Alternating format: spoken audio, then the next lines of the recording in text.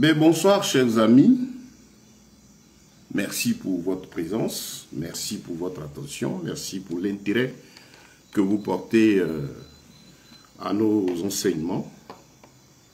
Je suis heureux d'être là encore aujourd'hui pour partager la précieuse parole de notre Seigneur avec tous ses bien-aimés frères et sœurs en Christ, désireux vraiment de grandir spirituellement, d'avoir la plénitude de cette relation importante que nous devons avoir avec Dieu, qui est très importante dans notre marche dans ce monde, qui nous démontre plus que jamais que nous avons besoin de nous fortifier dans la foi, nous avons besoin de grandir, nous avons besoin d'être bien nourris spirituellement pour résister à toutes les tentations, à toutes les déviations qui ont lieu aujourd'hui.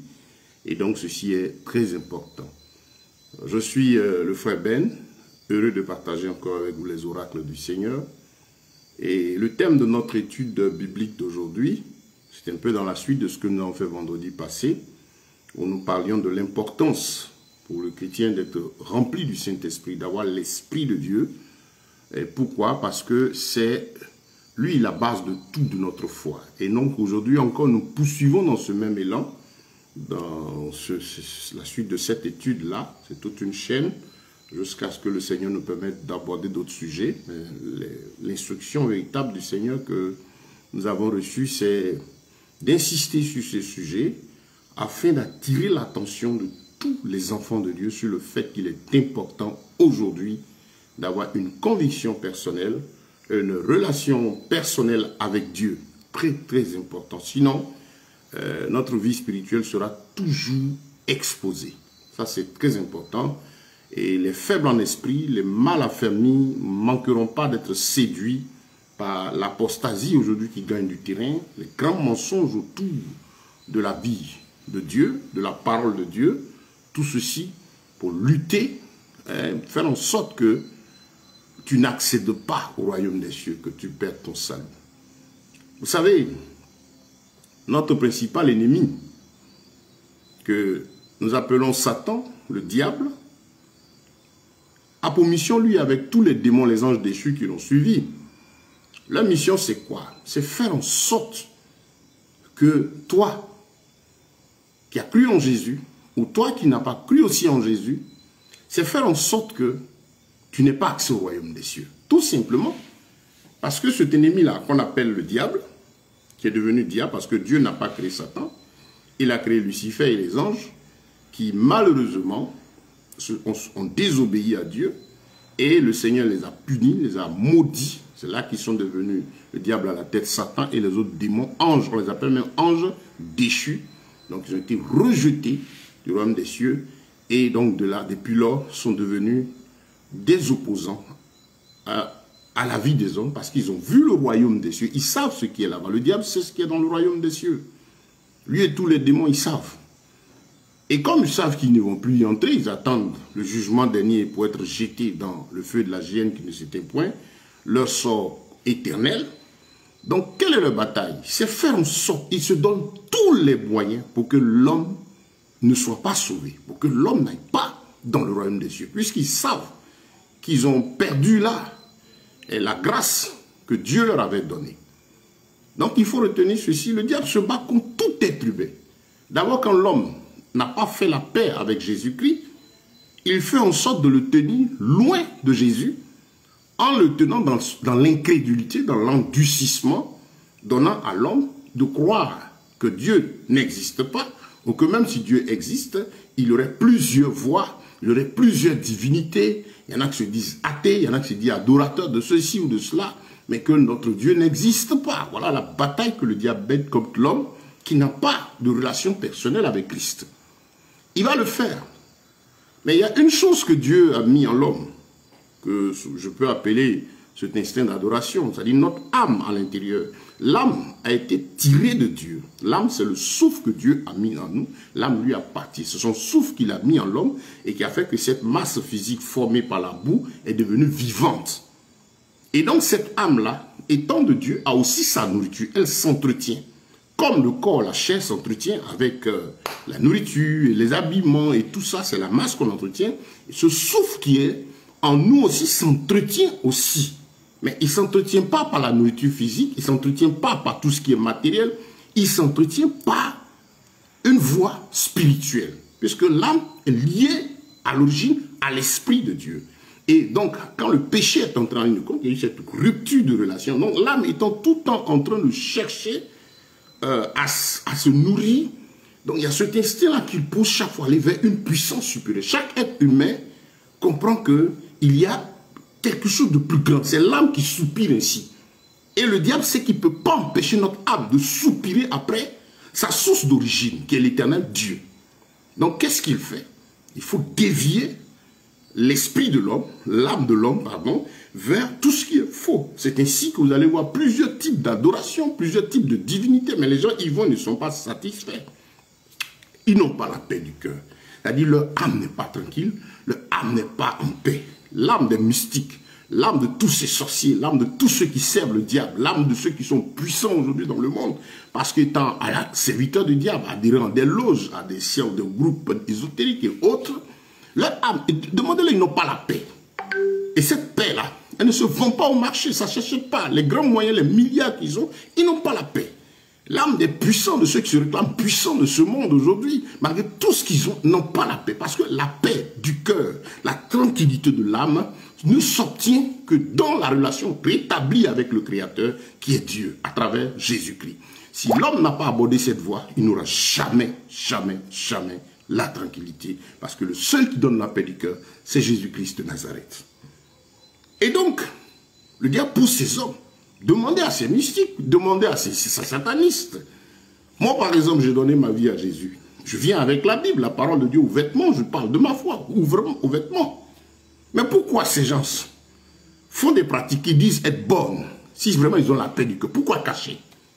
Pourquoi ne pas dire, oui, je suis dans telle pratique, je fais telle œuvre, il est sorcier, je suis sorcier, voilà ce que je fais. Pourquoi ne pas le dire ouvertement et puis utiliser des couvertures? Pourquoi des gens aujourd'hui, idolâtres, serviteurs du diable, sont obligés de prendre le manteau de chrétien et avec même le mensonge au nom de Dieu pour se faire voir, se faire accepter? Parce que ils n'ont pas la paix du cœur. Et parce que là aussi, le véritable, même quand ils se disent athées, le véritable c'est Jésus.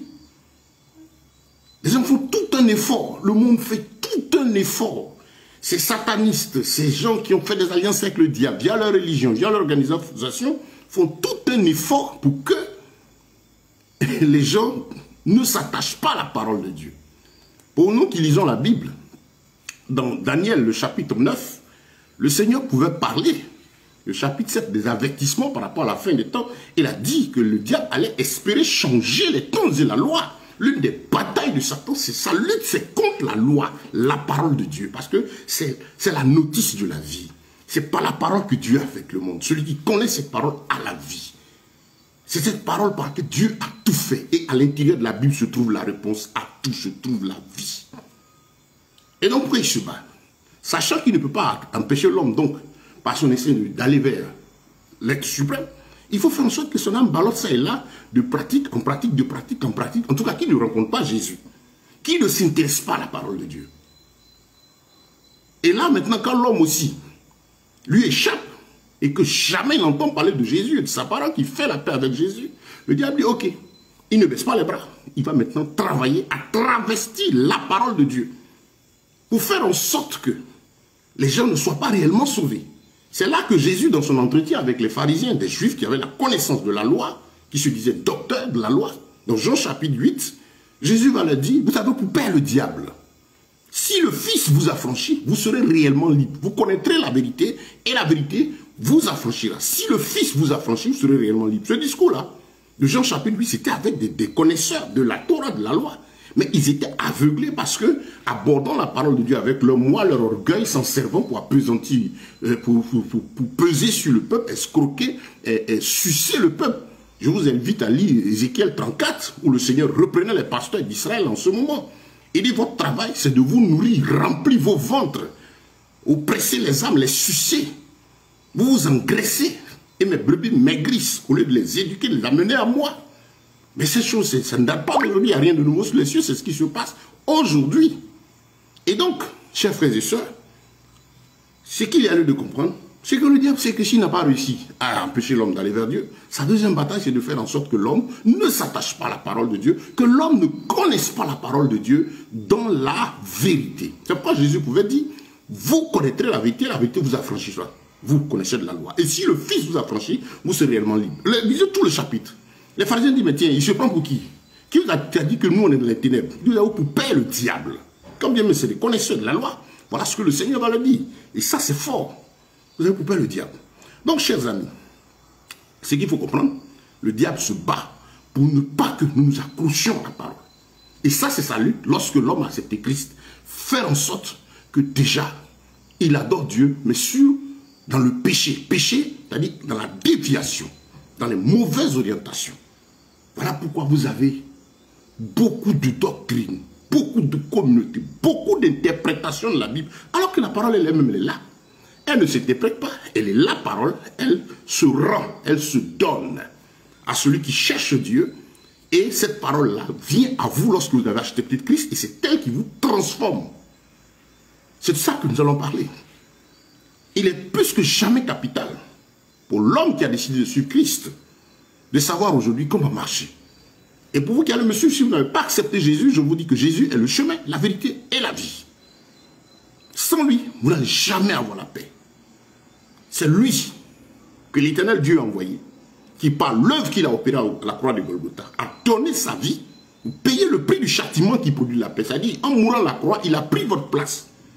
Jésus a donné sa vie pour vous. Il a donné sa vie pour vous.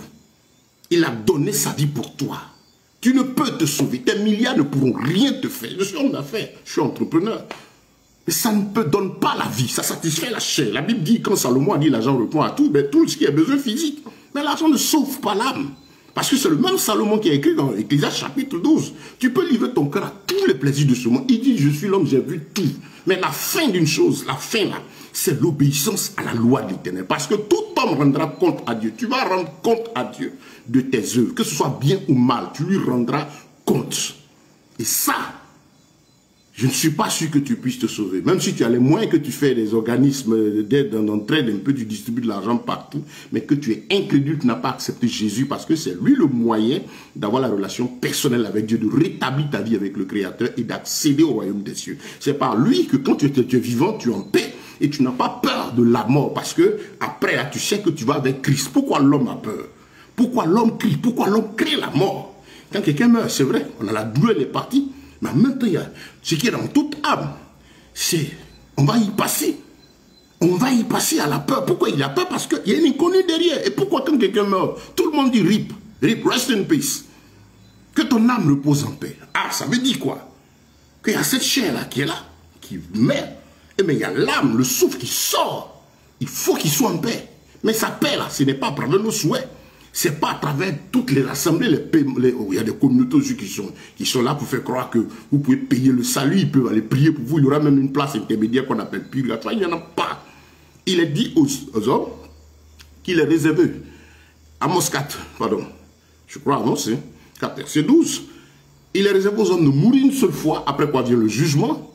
Et dans le livre d'Hébreux, il est dit aussi que aux hommes de mourir une seule fois, je rassemble les deux versets. Après quoi vient le jugement, prépare-toi à la rencontre de ton Dieu. Oui, il faut le savoir. Prépare-toi à la rencontre de ton Dieu. C'est pendant ton vivant. Pendant que tu as le souffle maintenant, là, en acceptant Jésus. Si normalement tout est bien, fait du bien à tout le monde, soit puissant, soit ceci, elles sont tous là. Mais si tu n'as pas fait la paix avec Jésus, tu ne l'as pas accepté comme ton Seigneur et sauveur de ton âme, tu ne verras pas le royaume des cieux. Tous les restes in peace, tous les développements, les bonnes pensées, on dit un artiste ne meurt pas. Ceci, tout ce que les gens pourront dire, ça c'est pour se consoler. Mais aucun être humain, aucune organisation, aucun religieux, aucun bishop, tous les noms bizarres que vous connaissez, aucun pasteur, personne ne pourra négocier auprès de Dieu pour votre salut après votre mort. C'est maintenant du vivant là qu'il faut préparer ta rencontre avec le Seigneur. Ça c'est ce que la Bible dit. Je suis heureux de savoir qu'aucun de ces individus qui se réclament puissants spirituels, qui font tout le bruit, aucun ne peut vous dire en face que je te rassure, je t'assure de ton salut.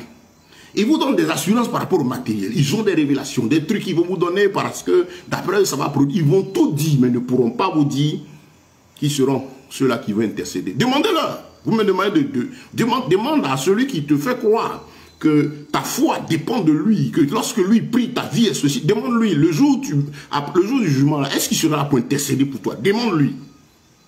Il ne peut pas te répondre parce que lui-même a ses propres comptes à rendre au Seigneur.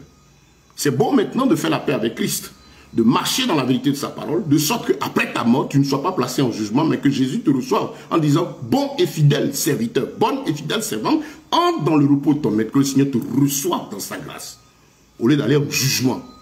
Alors là, c'est ta vie qui sera exposée. Et tu rendras compte personnellement de ta vie.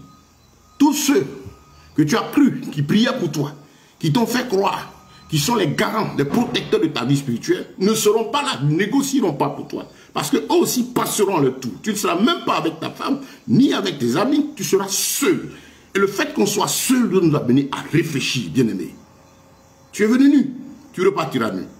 L'important pour Dieu, c'est l'âme, le souffle qu'il a mis en toi. Dieu ne veut pas que ton souffle aille dans l'enfer, mais il veut que ton souffle aille dans la vie éternelle. Accepte Jésus. Accepte Jésus. Accepte Jésus. Sinon, tu peux avoir tout le succès. Tu peux faire toutes les études de développement personnel. J'ai vu une personnalité bien connue du monde, un poste là, une publicité qui dit qu'il a investi dans des recherches scientifiques, dans des organisations scientifiques, qui sont en train de chercher à voir comment empêcher la mort. Mais jusque-là, les gens réfléchissent. S'ils ont trouvé, gloire soit rendue à Dieu. Mais ils ne trouveront jamais. Oui. Il y a un qui a passé tout son temps à renier Dieu, laisser dans une chaise clouée comme ça jusqu'à ses dernières heures. Il est mort, il est en train de rendre ses comptes là-bas. Donc, mon ami, ceci est pour te dire que l'entrée dans la vie de Dieu, c'est l'acceptation de Jésus-Christ comme Seigneur et Sauveur. Il a payé le prix. Tu n'as rien à faire, tu n'as rien à fournir. C'est ce qui choque certaines personnes. C'est gratuit. Parce que c'est une affaire spirituelle. Tu ne peux rien, ton argent ne peut rien. On a vu des personnalités dans leurs dernières heures chercher le secours de l'Éternel qu'ils ont régné depuis longtemps. Que ce ne soit pas ton cas. Si ton souffle de vie est encore à toi, qui que tu sois, pauvre, riche, faible, fort, qui que tu sois, sache que Jésus te donne l'occasion, pendant que le souffle est encore à toi, de faire la paix avec lui. Parce que Dieu t'a tant aimé qu'il a donné Jésus pour que, en l'acceptant comme ton Seigneur et ton Sauveur, tu n'ailles point en enfer, mais que tu aies la vie éternelle. Il a donné Jésus pour toute l'humanité. Mais la voix de Dieu vient dans ton cœur pour te demander de faire la paix avec lui. Donc c'est mon message. Déjà pour ceux qui vont suivre cette vidéo. Oui, c'est plus que jamais urgent. La grande question de la vie, pour tout temps, pour toute tête, pendant que son souffle est là, c'est où passeras-tu ton éternité? Parce qu'on va tous mourir. Tu passeras ton éternité où? Qui es-tu? Est-ce que, si tu meurs à l'instant, quelle sera ta destination? Ne compte pas sur les rips. Même les influenceurs n'ont qu'à tout écrit. Les gens n'ont qu'à faire de grandes émissions. Et moi, ne meurt pas. Ils n'ont qu'à faire tout.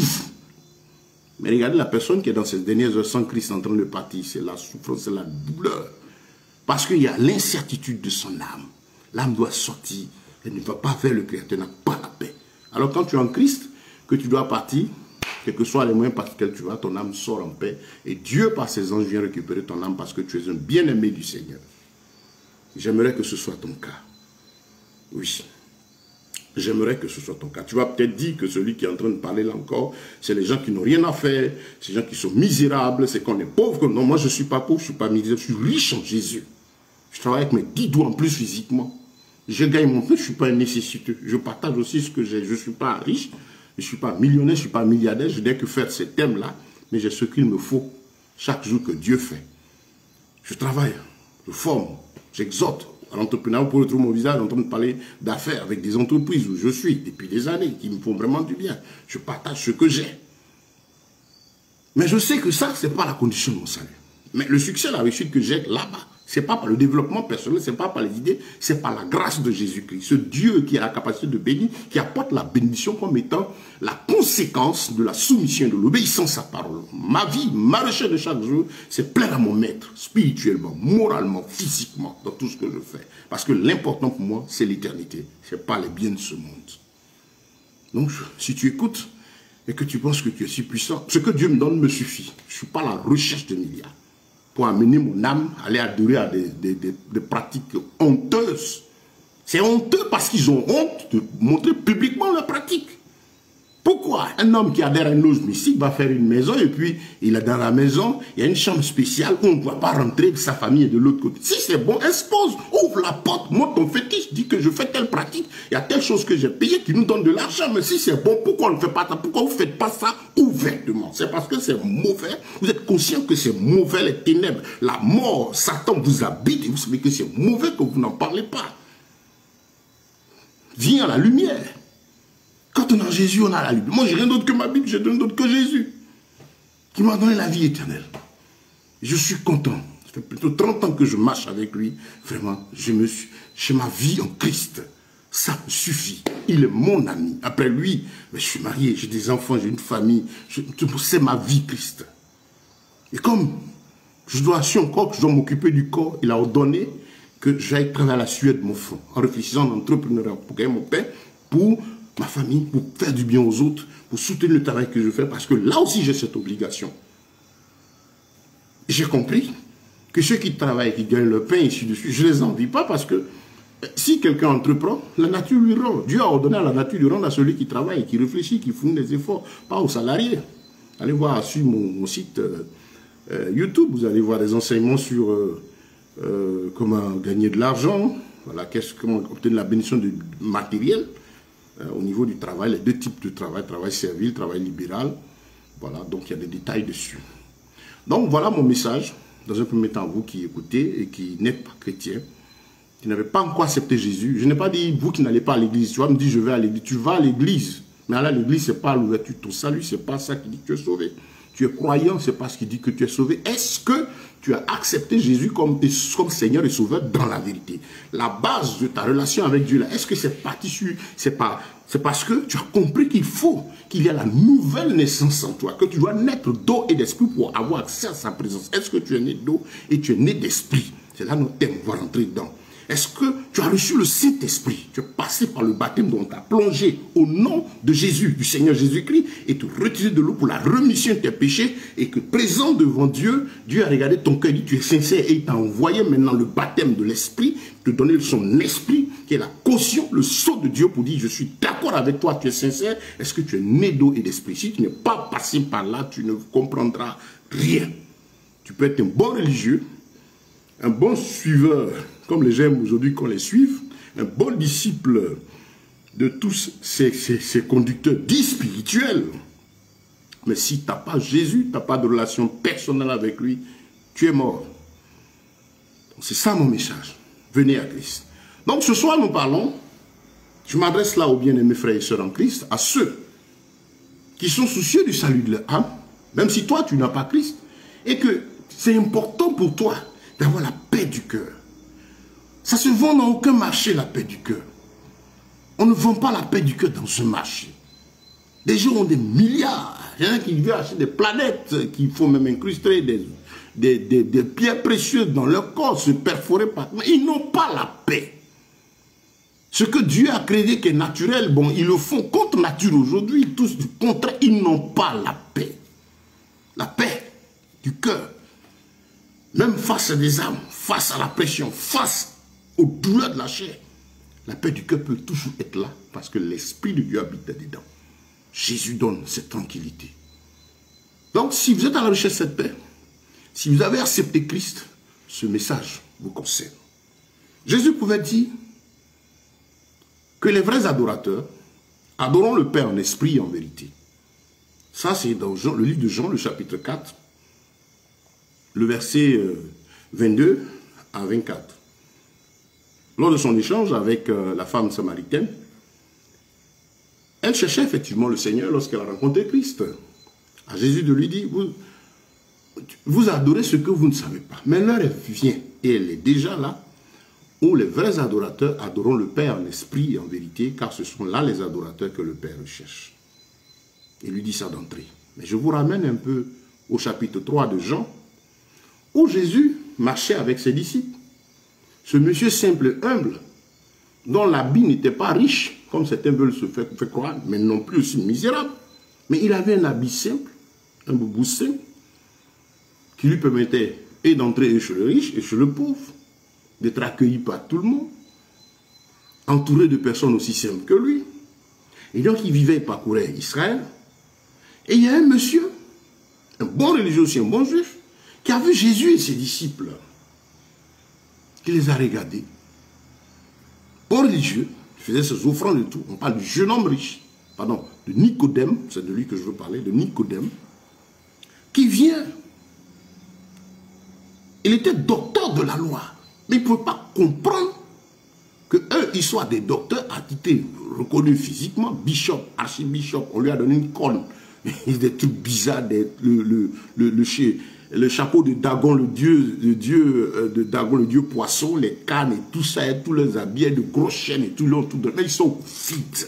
Parce que s'il y a l'esprit de Dieu en toi, la crainte de Dieu en toi, tout ça, tu ne peux pas faire ça. Ils ne peuvent pas faire ça. Ils n'ont pas l'esprit de la vérité en eux. Et donc ce monsieur, c'était aussi comme ça, avec ce grand boubou, bien connu de tout le monde.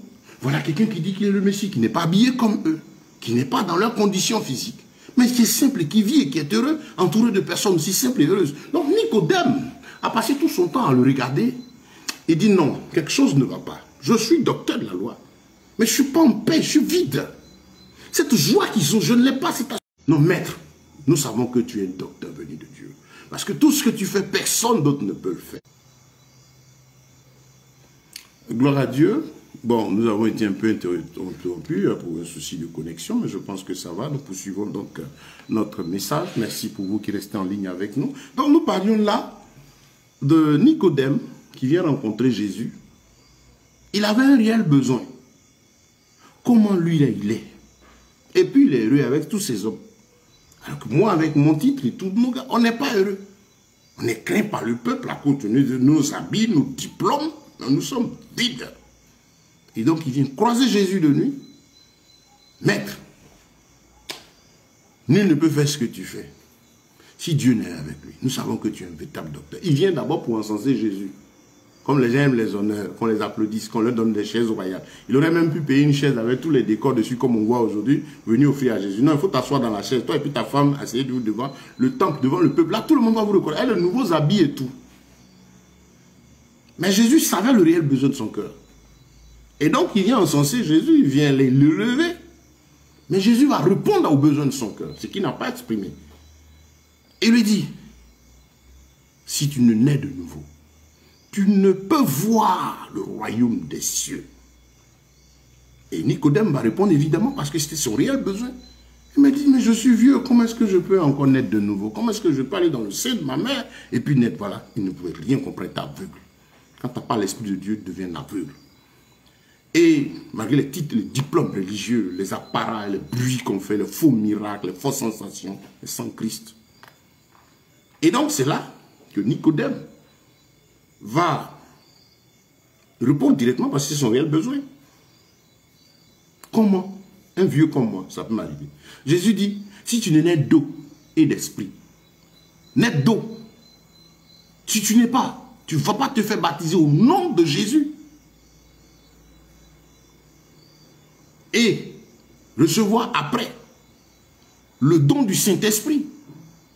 Ou même avant, il y a des cas où des gens ont reçu le don du Saint-Esprit avant le baptême d'eau. Mais si tu n'as pas passé par ces deux choses, en plus de 90%, c'est recevoir le baptême d'eau à partir du fait que j'ai entendu la parole de Dieu qui m'appelle à la nouvelle naissance. Répentez-vous, car le royaume des cieux s'est approché. Ce n'est pas via Jésus, toi qui n'es pas marié. C'est en Jésus que le célibat devient ceci. C'est en Jésus que la pauvreté devient ça. Des zéros à héros. Les riches, là, ceux qui ont les moyens se moquent de ces plaisantins qui prêchent ces messages. Parce qu'ils estiment qu'eux, ils travaillent leurs 10 doigts et puis ils sont riches. Mais aujourd'hui, plus de 95% des messages parlent de richesse. Mais le gars n'a pas besoin d'être chrétien pour être riche. Même, on ne prend pas même ceux qui font des pratiques occultes. Mais l'homme simplement qui applique cette loi, cette règle-là que Dieu a donnée à Adam quand il le maudissait lors de sa sortie d'Éden, qui est valable pour tout être humain, qu'il soit chrétien ou pas. Il dit, tu mangeras sur ton front. Donc tous ceux qui vont entreprendre, vont se mettre dans le secteur de l'activité, qui est l'entrepreneuriat, qui vont réfléchir, ajouter leur intelligence au développement de ce qui existe, travailler à la suite de leur intelligence, ceux-là auront leur paix. C'est un ordre que Dieu a donné à la nature. Donc la nature va le rendre à toute personne qui entreprend. Je dis, bon, je ne vais pas tout mes temps dessus, je vous invite, je ne sais pas, il y a déjà des études dessus. Et donc, c'est pourquoi les gens se moquent. Dis, mais vous parlez de richesse, mais moi, c'est bien là, je n'ai pas besoin, je travaille. Et ils sont même plus riches que tous ces plaisantins. C'est parce qu'ils sont paresseux, qu'ils ne veulent rien faire. Ils ont trouvé des moyens faciles d'enrichissement en travaillant l'esprit du peuple. Dans 1 Pierre chapitre 2, la Bible dit qu'ils ont l'esprit exercé à la corruption. Ils sont attachés à l'argent. 1 Timothée chapitre 6, Paul dit, fuis à Timothée, fuis ces gens qui prêchent et que la piété est une source de gain. Qui veut devenir riche, fuyez cela. La Bible enseigne le contentement. La Bible ne dit pas, parle pas de pauvreté. Parler de cela, c'est pas parler de pauvreté, c'est dire que chacun a reçu un don et un talent. Chacun va avec la force, doit travailler à ses 10 doigts, évoluant, en ne convoitant pas à gauche, ne convoitant pas à droite, mais marchant dans la crainte de Dieu, pour que Dieu développe en lui ce que le Seigneur lui a donné. En étant tout conscient que c'est pour gagner pour le pain, là, c'est la sueur du front. Donc moi, je m'en travaille, je développe les choses selon que Dieu m'a donné.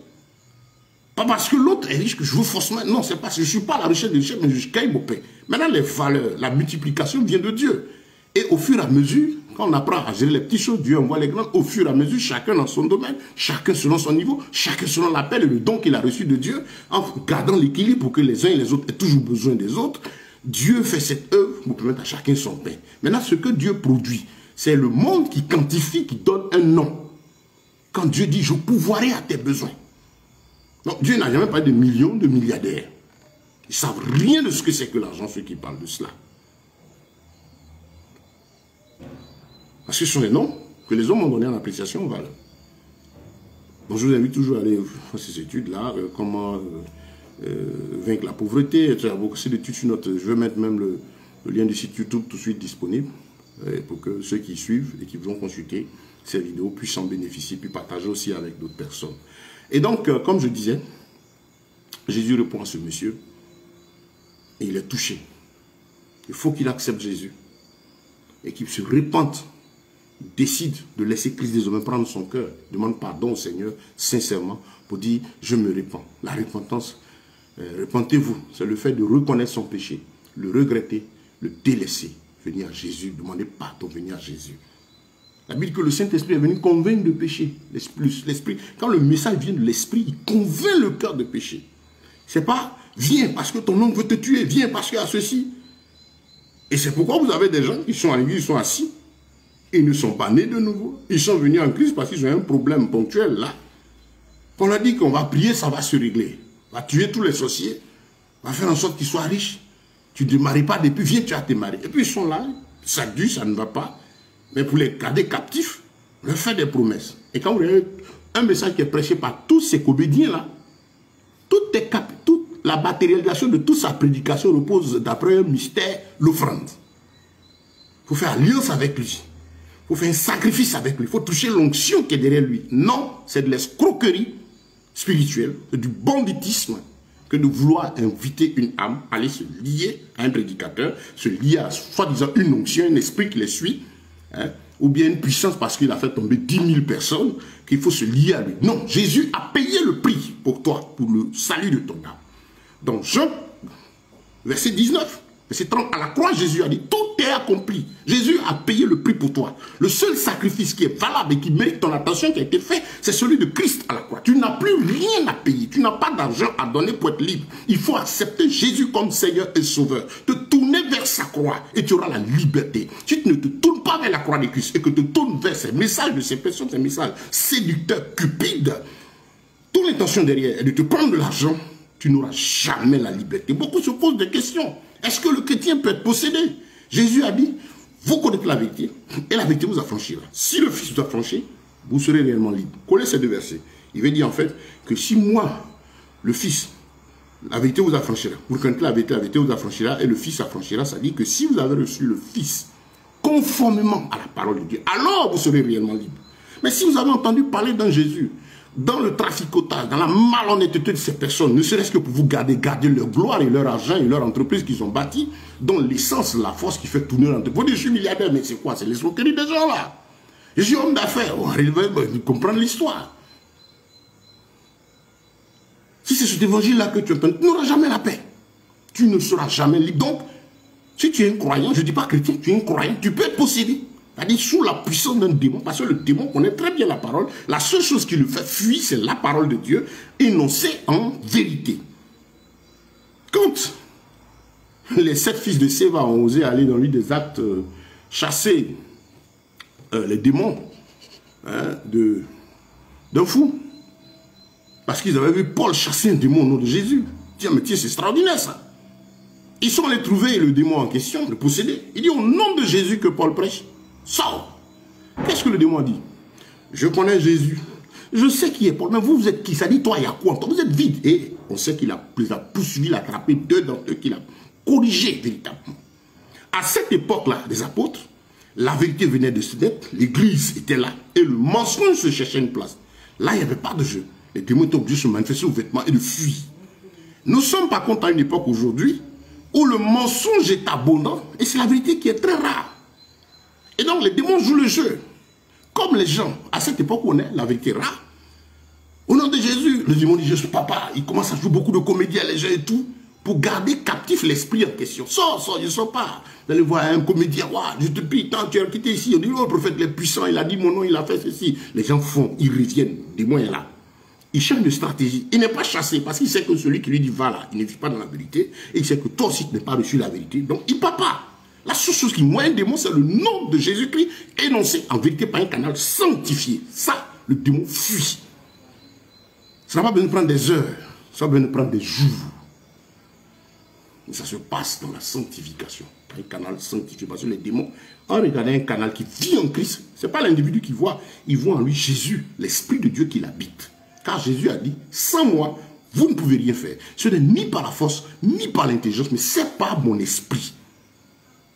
Est-ce que tu es né d'eau? Tu dis, on m'a baptisé. Vous verrez un jour ce sujet sur le baptême. On t'a baptisé au nom de Jésus. Bon. On t'a baptisé au nom de qui? Ils t'ont baptisé, mis des gouttes d'eau sur ta tête, c'est 0. Ils t'ont fait un symbole de croix pour te plonger dans l'eau, c'est 0. Ils te baptisent au nom de Jésus. Plongé pour la rémission du péché, tu sors de là. Et sur la base de l'évangile qui t'a appelé à la repentance. Si tu as été baptisé parce que le gars t'a mis dans sa communauté, tu as testé, c'est eux qui testent. Tu te poses des questions, tu réponds, tu laves les assiettes, tu envoies beaucoup d'argent, il va te baptiser pour te donner une responsabilité. Tout ça, c'est nul. Il faut être baptisé sur la base de la vérité. Ensuite, quand tu fais ceci, Dieu sait que sincèrement tu es venu à lui. Et maintenant, il faut que tu sois baptisé du Saint-Esprit. Alors là, le baptême du Saint-Esprit, c'est l'onction, c'est-à-dire la marque qu'on reçoit de Dieu. L'esprit qu'on reçoit de Dieu, que Dieu donne, c'est lui qui regarde, c'est lui qui donne le Saint-Esprit. Il regarde ton cœur, il voit que tu es sincère, tu es prêt. Ça n'a pas besoin de mois, ça n'a pas besoin d'années, mais ça peut durer mois et années en fonction de la disposition de ton cœur. De sorte même qu'il y a des personnes, avant même le baptême d'eau, à l'instant T de leur conviction, Dieu donne son esprit. Et quand ils arrivent, ils vont au baptême. Ils tombent sur un véritable canal qui discerne la présence de Dieu, ils vont être baptisés. C'est-à-dire que Dieu peut donner son esprit à quelqu'un même très tôt, avant même le baptême d'eau, même le même jour de sa conversion. Pourquoi? Parce que le cœur est sincère et Dieu dit, lui là, je lui donne mon esprit. C'est le sceau. Parce que moi, je vois devant, je sais qu'il est, je connais sa sincérité, je donne mon esprit. Je le marque de mon sceau. Mais généralement, comme j'ai dit tout à l'heure, après le baptême d'eau, Dieu regarde la décision et maintenant il donne son esprit. Ce n'est pas un pasteur qui donne le Saint-Esprit. Ce n'est pas un prophète qui donne le Saint-Esprit. Les 5 ministères de la Bible, ce n'est pas eux qui donnent cet esprit. Les autres là, maintenant, les autres non, là, moi je ne connais pas ça. Parce que je n'ai pas vu ça dans la Bible. Archibishop, révérend. Il y en a qui ont été baptisés révérends. Ils ne savent même pas de quoi il s'agit. Et il y a quoi patriarche, on va dire patriarche, c'était l'Ancien Testament. Il n'y en a plus. Avec l'Église, ça n'existe plus. Patriarche, mais ce n'était pas un titre de ministère. C'est un père de famille, d'une tribu, quelqu'un d'ancien, reconnu avec une autorité. Mais ça a quoi à voir avec la parole de Dieu? Ils ont oublié d'amener tous ces noms-là. Parce qu'ils sont assoiffés de domination. L'autre dit, je suis révérend. L'autre dit, moi, je suis révérend. L'autre dit, je suis bishop. Moi, je dis, je suis archibishop. L'autre dit, bon, tu es un bishop, mais tu n'as pas de corne. L'autre dit, bon, tiens, c'est du n'importe quoi. 5 ministères, pasteur, prophète, évangéliste, apôtre, docteur. C'est ce que la Bible connaît. Le reste, Si vous voulez arranger Dieu, vous voulez donner des excuses à ses pécheurs, ben allez-y. Mais si vous cherchez la vie éternelle, restez dans la Bible. On entend même leur message, dépassez vos limites. Ils dépassent leurs limites. Pourtant, Dieu nous a donné des limites dans la parole. Deutéronome 29, verset 29. Les choses cachées sont pour Dieu et révélées sont pour nous. On t'a fait connaître, homme, oh, ce qui est bien. Mon peuple est détruit parce qu'il lui manque la connaissance. Quand Dieu amène Israël à aller à Canaan, il lui montre les limites. Jésus donne sa vie, il nous enseigne. Vous êtes dans le monde, mais vous n'êtes pas du monde. Il nous donne tout ce qu'on a fait, tout ce qu'on ne peut pas faire. Mon Dieu nous dit de dépasser les limites. Dépasser les limites dans quoi? Il dépasse même les limites dans la sanctification. On ne peut pas dépasser ses limites. C'est quoi ça? C'est un message qui vient des loges mystiques dans le but d'amener l'homme à sortir de son corps, à faire des choses qui sont contre nature, pour dire qu'il est spirituel. Gloire soit rendue à Dieu. Le Seigneur a dit, les vrais adorateurs vont adorer le Père en esprit et en vérité. La parole est complète. Il a associé ces deux mots, en esprit et en vérité.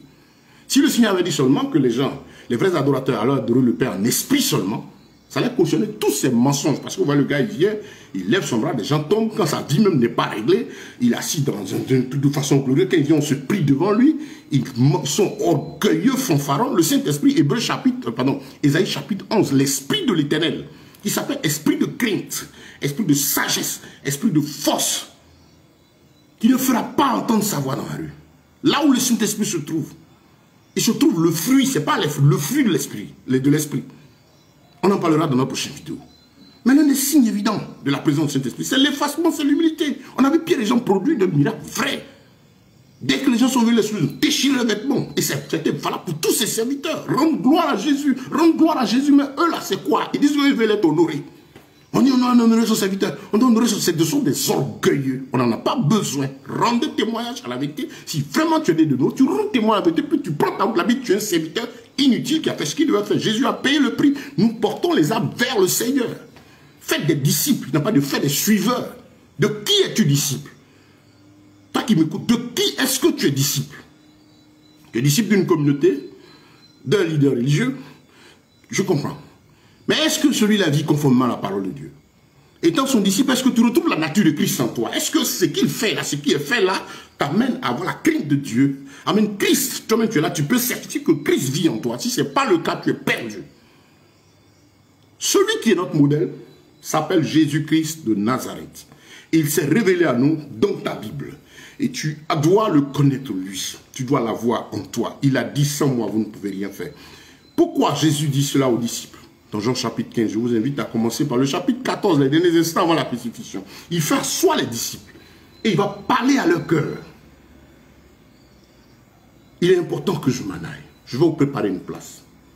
S'il n'était pas ici, j'allais vous dire. Je vais dire 14. Il commence à donner tous les détails sur ce qu'il a fait.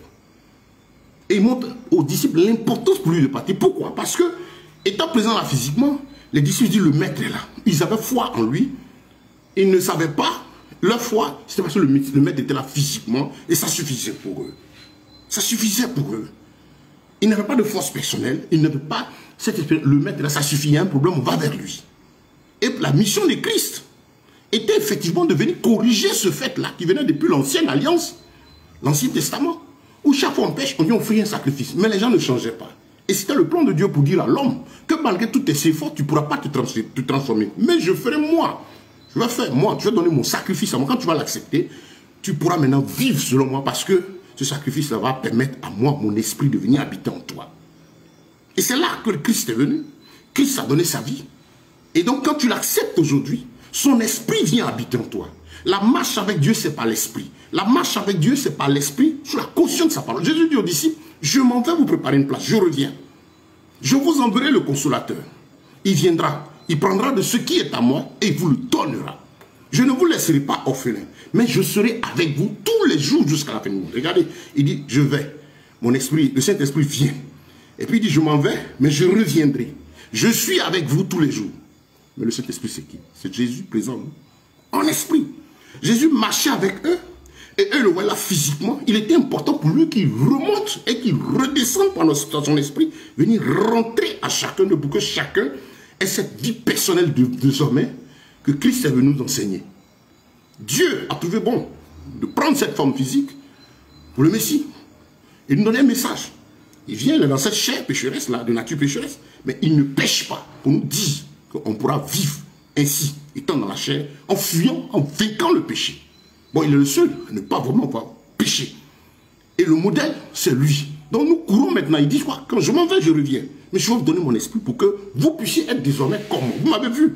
C'est cette vie-là que je veux communier. Mais il faut que je sois en vous. Il faut que Jésus soit en toi. Est-ce que toi qui écoutes ce soir, Jésus-Christ t'habite? Est-ce que le Saint-Esprit t'habite? L'Esprit de vérité. On dit le Saint-Esprit, l'Esprit du Dieu vivant. Est-ce qu'il t'habite? Est-ce que tu as une conviction personnelle? Est-ce que devant chaque chose que tu fais, tu as la capacité de dire, je suis convaincu, je le fais parce que Dieu m'a dit. Et le Dieu t'a dit, l'Esprit de Jésus m'a dit. Et tu as cette conviction, tu as cette paix. Tu sais que c'est Dieu même qui t'a personnellement parlé.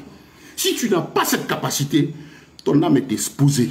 Parce que tu seras obligé de te soumettre au Dieu m'a dit de ces personnes qui n'apportent aucune transformation, qui te font faire même des choses dont tu n'es pas convaincu, tu n'as pas la paix, tu fais parce qu'il a dit, Dieu dit. Non, tu as besoin d'une relation personnelle avec le Seigneur, tu as besoin d'entendre la voix personnelle de Dieu. Et le Seigneur dit, mes brebis me connaissent, elles connaissent ma voix. Qu'est-ce que Jésus pouvait dire par là? C'est que si tu as l'Esprit de Dieu, par exemple, je suis en train de te prêcher, si vraiment tu es animé du Saint-Esprit, tu peux savoir, ce n'est pas mon visage, mais ce message qui vient. Est-ce que c'est la voix de mon Dieu à travers ce canal qui vient? C'est ça, mes brebis me connaissent, elles connaissent ma voix. Vous voyez? Pourquoi savoir? Parce que des gens ont porté la voix, ont parlé. Mais est-ce que c'est la voix du Seigneur? Est-ce que ce qui est dit là, c'est dans la crainte de Dieu? C'est de ça qu'il s'agit. Le Seigneur a tout accompli à la croix pour nous. Le Seigneur a tout donné à la croix pour toi. Il a payé le prix Jésus. Ça fait mal à Christ de te voir aller faire alliance avec un homme. Ça fait mal à Christ de te voir adossé à un individu. Avec des enseignements comme la couverture spirituelle. Mais c'est de l'orgueil, c'est du vol, c'est du pillage. Notre rôle, c'est de te conduire vers Christ. Moi, je ne suis pas te protéger. Mais je ne peux que parler de la part de Christ, te soutenir en prière. Mais je ne suis rien, je n'ai pas cette autorité-là. Moi-même, je suis ici sous la grâce de Dieu, cherchant la vie éternelle. Pourquoi toi, tu mets ta confiance en un individu? Pourquoi? Pourquoi tu es séduit? Pourquoi tu ballottes? Pourquoi tu n'as pas la paix? Bon, si tu es venu en Jésus, parce que c'est juste l'aspect matériel qui t'intéresse, et parce que Jésus aussi a dit que dans la fin des temps, les gens vont aimer des doctrines qui leur plaisent. Parce que les gens aujourd'hui veulent vivre dans leur péché, mais en même temps, ils veulent plaire à... Ils veulent faire les choses de Dieu, ils ne veulent pas qu'on touche à leur péché, ils veulent être vus. C'est le temps de l'orgueil au dehors. Dans le monde, c'est à la cour, c'est DJ, on chante l'homme. Vous voyez maintenant, on dit les influenceurs, les hommes qui se prennent, qui parlent de leur vie, qui parlent de leur histoire. Ça, c'est le monde. Maintenant, il y a la façon aussi couverte religieuse. Il est le bishop, il est le disciple de temps. Quand on prêche, il rentre en transe, il couvre son offrande, il dit, mais c'est zéro tout ça. Est-ce que tu as Jésus dans ta vie? Est-ce que tu as l'Esprit de Dieu dans ton cœur? Si tu n'as pas le Saint-Esprit, si tu n'as pas été baptisé du Saint-Esprit par Dieu, tu ne verras pas le royaume des cieux. Parce qu'encore c'est son esprit en nous qui va nous transmuer. Et avant ça, ta vie sera à la merci de tous ceux qui jouent avec la parole de Dieu. Bien-aimé, Jésus a payé le prix. Tu n'as aucun sacrifice à faire. Tu as l'accepté, ouvrir ton cœur sincèrement, te repentir et le laisser entrer. Quand le Saint-Esprit est en toi, c'est pour suivre la voie de Dieu. Ce n'est pas cette comédie de dire non, destinée, ma vie, ma vie. Paul a dit Christ est ma vie. Par contre, les gens de Jésus est dans leur vie. C'est-à-dire ils ont leur vie, ils ont leur décision, ce qu'ils sont, et Jésus est là pour comme un de leurs prédicateurs a dit, il est leur produit. Non, il faut que ça s'arrête. Ça va continuer pour les autres, mais si toi tu cherches la vie éternelle, arrête-toi. Et comprends qu'il est temps de te mettre au pied de ton maître pour lui demander de donner son esprit. Tu sais que le Saint-Esprit est là, tu mènes une vie victorieuse. Une vie victorieuse, c'est pas ce qu'ils vous font croire, que tu n'as pas de soucis, tout est beau, tu as beaucoup d'argent, c'est tout ça, tu as beaucoup d'argent, beaucoup de matériel, tu as une vie victorieuse. C'est pas de ça qu'il s'agit. Tu as le Saint-Esprit, tu as la victoire sur la chair. Les tentations viennent, tu lui résistes. Tu as la victoire morale.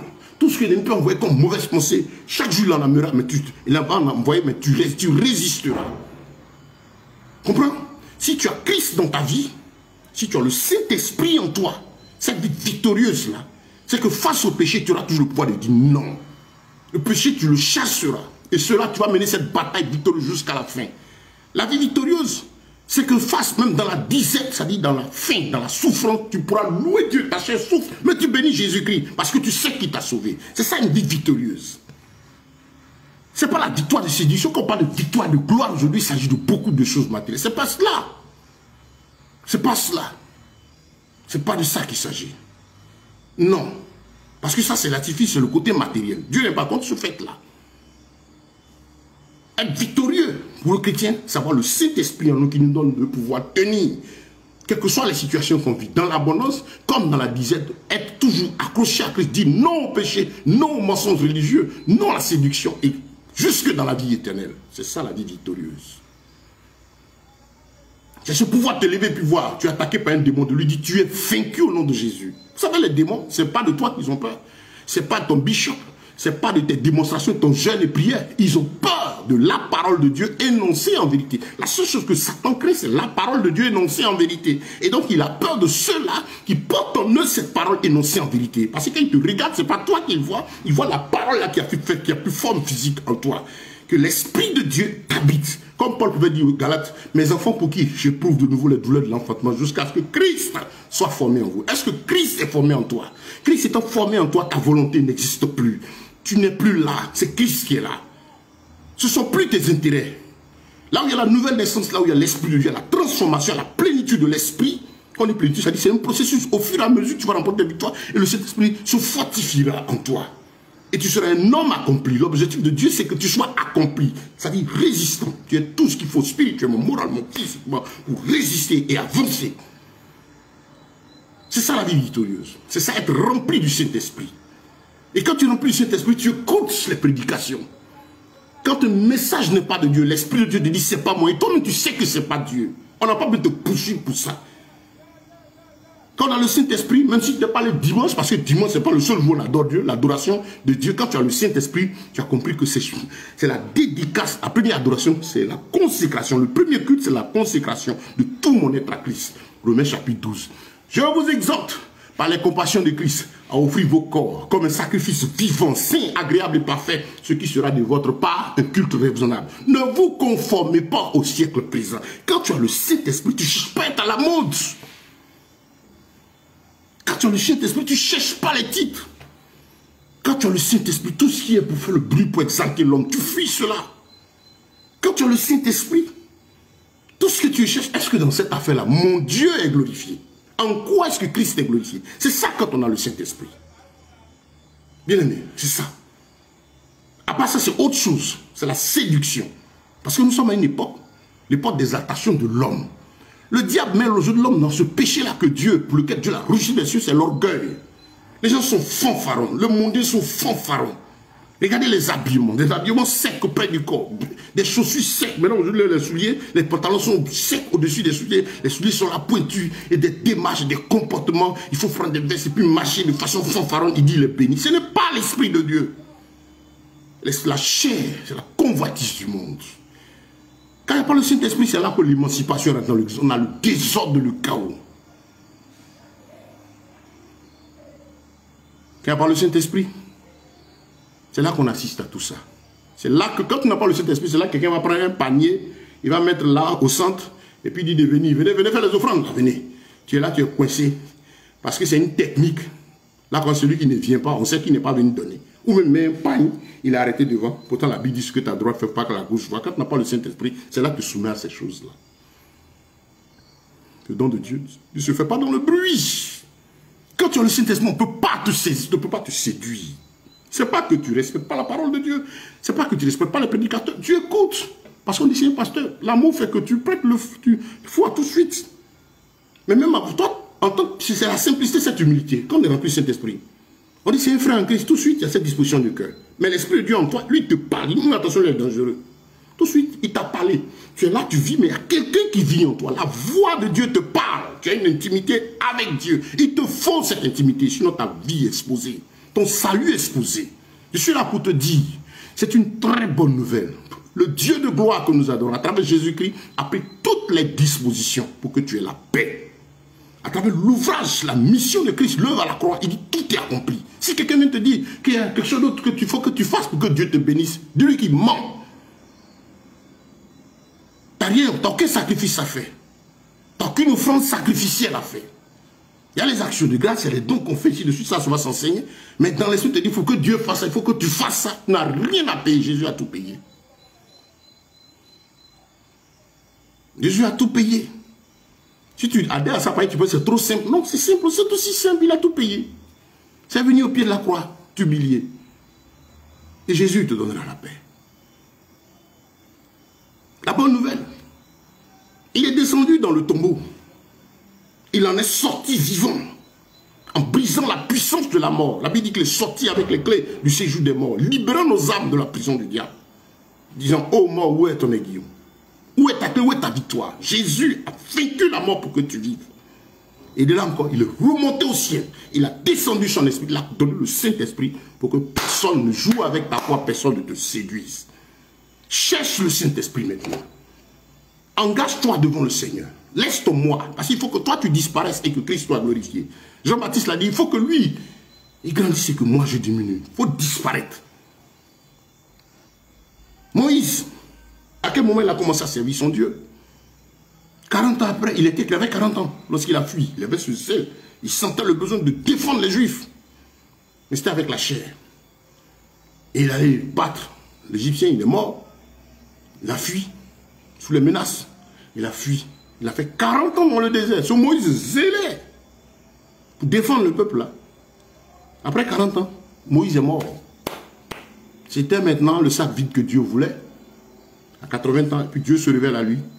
Moïse, va sauver le peuple. C'est là Moïse va dire, je suis un enfant, il ne sait pas parler. Vous voyez, il est mort. Dieu est là pour prendre la place en lui. Mais c'est revêtu maintenant de cette présence, de la puissance et de la voix de Dieu qu'il est parti. Si tu n'es pas, la mort en toi n'est pas encore née. Ton moi n'est pas mort, tu passes sur Christ. Tu m'écoutes si tu dis que tu es prédicateur, que ton moi n'est pas mort, que tu cours après ces choses, ces artifices. Répands-toi, parce qu'il s'agit de ton salut. Si c'est plaire aux hommes, Dieu t'a appelé. Il y a beaucoup, j'ai mal quand je vois des frères que Dieu a appelés qui aujourd'hui, à cause des soucis du siècle présent, j'ai discuté avec certains. Non, c'est dur, c'est pas facile. Se joignent à ces lourds ravisseurs, ces séducteurs, qui ne savent qu'ils ne seront pas sauvés, mais qui les conduisent aussi à la mort. Réponds-toi, bien-aimé. Tu as pris les gros thèmes qu'on a pris, dépose ça. Il y a 5 ministères. Il y a l'appel que Dieu t'a donné. Puis les ministères ne varient pas. On dit un changement de mission, un changement de grade. Tout ça, c'est du n'importe quoi. Il y a la croissance dans le ministère. J'étais pasteur, je suis maintenant prophète. Je ne suis plus prophète, maintenant ici après, je suis apôtre. Et les gens suivent ça. Quand on n'a pas le discernement, c'est là qu'on tombe dedans. Bien aimé, la Bible est là, de la Genèse jusqu'à l'Apocalypse. Dieu nous a tout donné. Et par le Saint-Esprit, quand tu vas ouvrir la Bible, il te dit, voilà ce que je voulais dire dans l'Ancien Testament. Voilà comment ça s'est accompli dans le Nouveau. Voilà où tout a commencé, voilà là où on va. Et tu as cette relation personnelle. Jésus veut causer avec toi. Il veut parler avec toi. Il veut transformer ta vie. Il veut être là tous les jours pour t'aider. Et quand il est en toi, tu vas écouter, tu vas entendre, mais tu sais qu'il te parle. Je m'adresse à toi, bien-aimé. Jésus a tout payé. Il n'a pas à te fatiguer. Tout ce que tu as fait, c'est de le chercher en esprit, en vérité, de désirer la vie de Dieu en toi. Je vais m'arrêter là pour ce jour. Ça fait 1 heure de temps. En vous disant, bien-aimé, rendez-vous dans les jours prochains. C'est une série que nous avons commencé. Le vendredi, nous avons donné une étude. Et nous avons notre compte YouTube, Jesus in Action. Vous pouvez aller retrouver toutes nos vidéos dessus. Tout à l'heure, je vais balancer le lien pour tous ceux qui veulent bien y aller. Vous abonner sur la chaîne pour voir les vidéos. Vous pouvez aussi me contacter. Hein, et puis, parce qu'on a des études bibliques aussi écrites pour en bénéficier. Jésus t'aime. Il a payé le prix pour que tu aies la vie. C'est lui qui est ton modèle. C'est lui qui doit être ta référence. Maintenant, quand tu marches avec les hommes, ton oreille voit, est-ce que celui-là, il me fait penser à mon Jésus. Quand tu écoutes, tu sais que c'est lui qui parle ou pas. Ça ne vient pas tout de suite, mais ça commence déjà par la bonne disposition du cœur. Le Saint-Esprit, quand il vient, il a payé le prix. Donc, il est prêt à ce que tu ne tombes pas dans le faux. Il va te guider parce qu'il sait que tu es sincère. Je m'adresse à toi qui cherches la vie éternelle. Si ta recherche, c'est le plaisir de ta chair, ça ne te plaît pas ce que je dis parce que tu es en train de courir après la gloire des hommes ou bien que tu es un bishop, aussi, que ça te fait mal, que tu dois revenir en arrière, c'est ton problème.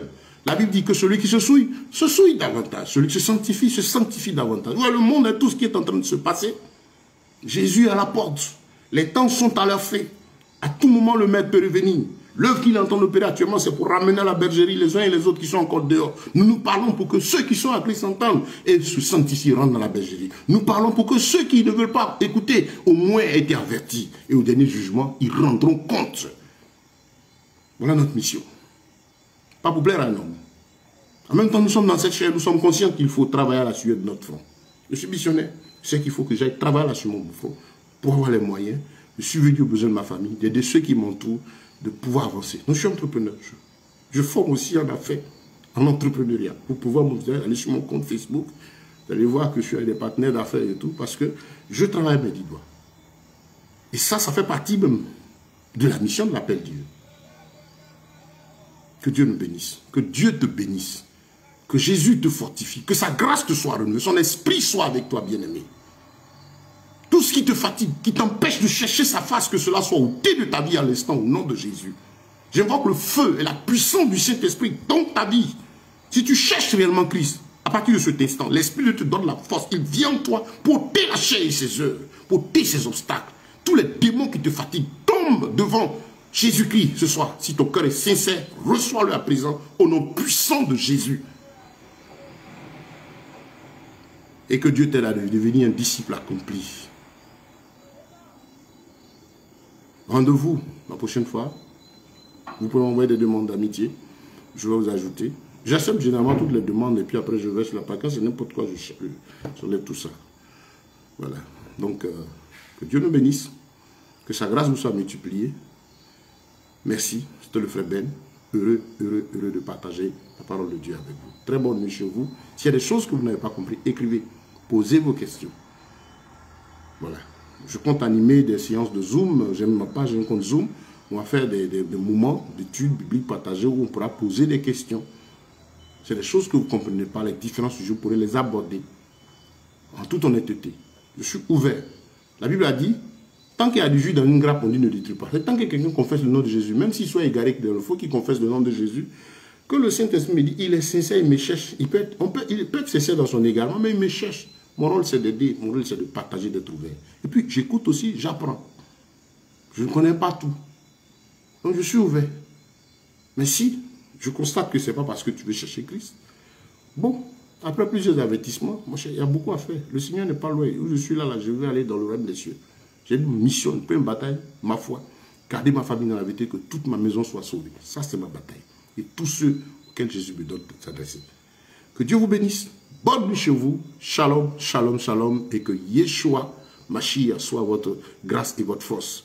Que Yahvé, notre Elohim, à nous soit la force renouvelée de tout chacun.